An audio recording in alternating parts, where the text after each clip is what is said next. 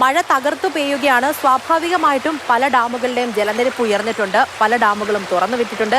ഏതൊക്കെ ഡാമുകൾ തുറന്നു, എങ്ങനെയാണ് ഡാമുകളിലെ നിലവിലെ ജലനിരപ്പ് എന്നുള്ള കണക്കുകൾ നമുക്കൊന്ന് നോക്കാം. ആദ്യം നമ്മൾ ഇടുക്കിയിലേക്ക് പോവുകയാണ്. ഇടുക്കിയിൽ 3 ഡാമുകളാണ് തുറന്നിരിക്കുന്നത്. മലങ്കര ഡാമിന്റെ 3 ഷട്ടറുകൾ 1 മീറ്റർ വീതം തുറന്നിട്ടുണ്ട്.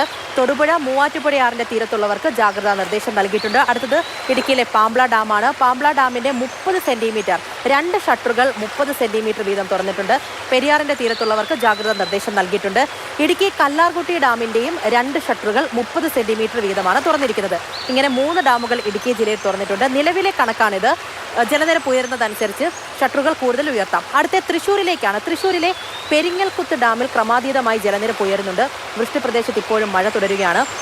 423 മീറ്ററിലധികമാണ് നിലവിലെ ജലനിരപ്പ്.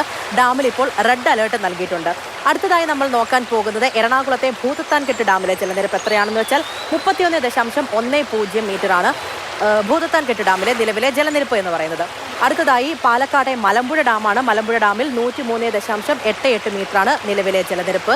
ഇനി തിരുവനന്തപുരം നെയ്യാർ ഡാമിലെ നിലവിലെ ജലനിരപ്പ് എന്ന് പറയുന്നത് 82.15 മീറ്ററാണ്. അടുത്തത് കൊല്ലം ജില്ലയിലെ കല്ലട ഡാമിലേക്ക് വരികയാണെങ്കിൽ 100.66 മീറ്ററാണ് നിലവിലെ ജലനിരപ്പ്. അതായത് ഈ ഡാമുകളിലെ ജലനിരപ്പൊക്കെ ഉയരുന്നുണ്ട്. പല ഡാമുകളും തുറന്നു വിട്ടിട്ടുണ്ട്. അതുകൊണ്ട് തന്നെ ഇതുമായി ബന്ധപ്പെട്ടുള്ള നിർദ്ദേശങ്ങളൊക്കെ ജനങ്ങൾക്ക് ലഭിക്കുമ്പോൾ അത് കൃത്യമായി തന്നെ പാലിക്കണം.